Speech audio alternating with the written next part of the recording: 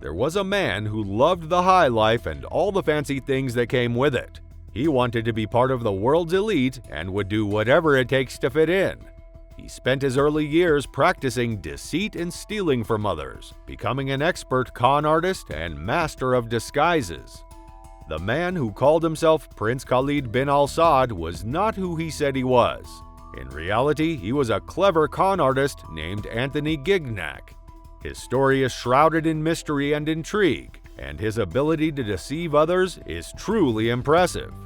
Gignac was actually born in Colombia and moved to Michigan at the age of 6 when he and his brother were adopted by a middle-class couple. He quickly learned how to game the system, using stolen credit cards to fund his lavish lifestyle. He would ride around in limousines, stay in expensive hotels, and dine in the finest restaurants, all while posing as a member of the Saudi royal family. Gignac's obsession with royalty and wealth would eventually land him in hot water. Over the years, he was arrested multiple times for impersonating middle-growing Eastern royalty and defrauding people out of millions of dollars. But no matter how many times he was caught, he always found a way to slip through the cracks and start over again.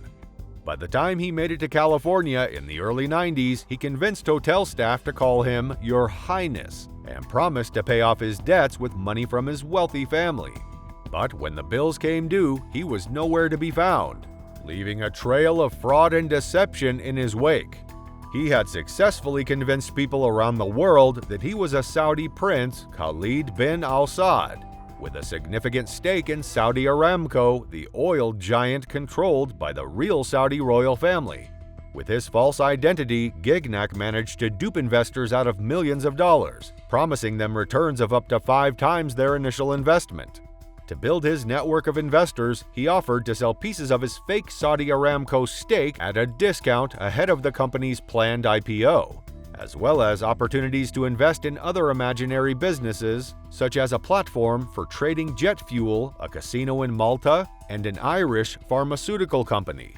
Federal authorities said he collected nearly $8 million from those investors and used the money to finance his lavish lifestyle, including Ferraris, Rolls-Royces, yachts, expensive jewelry, designer clothing, and travel on private jets.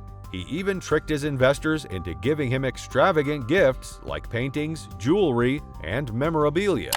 But it wasn't just his false identity and promises of wealth that lured investors in. He also dressed the part, wearing expensive jewelry like diamond rings, Cartier bracelets, and Rolex watches, as well as traditional Middle Eastern garments like a white robe and a red and white gutra headdress.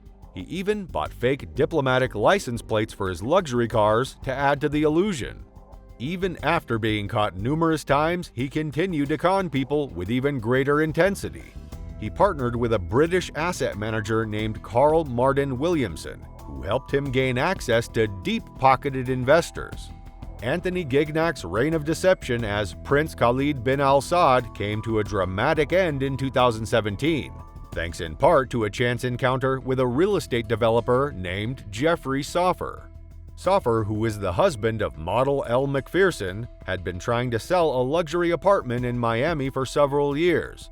He was contacted by a potential buyer who claimed to be Prince Khalid bin Al Saud and who was interested in purchasing the property for a staggering $400 million. Gignac also showed them forged documents from the Bank of Dubai, granting him a $600 million loan.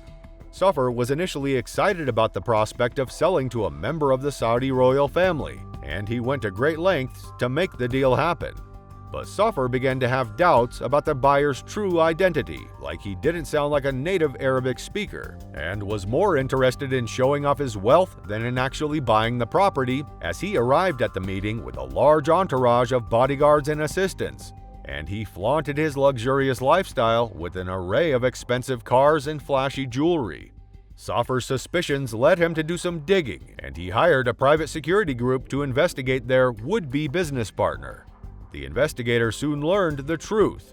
Soffer immediately contacted the authorities, who set up a sting operation to catch Gignac in the act. Then he was arrested and charged with multiple counts of fraud and identity theft, and he was eventually sentenced to 18 years in prison. After Mr. Gignac's arrest, his business manager Carl Williamson committed suicide. Mr. Williamson claimed before his death that he too had been duped by Mr. Gignac. The story of Anthony Gignac is a powerful reminder of the dangers of deception and the importance of staying vigilant and skeptical, even in the face of seemingly impossible stories.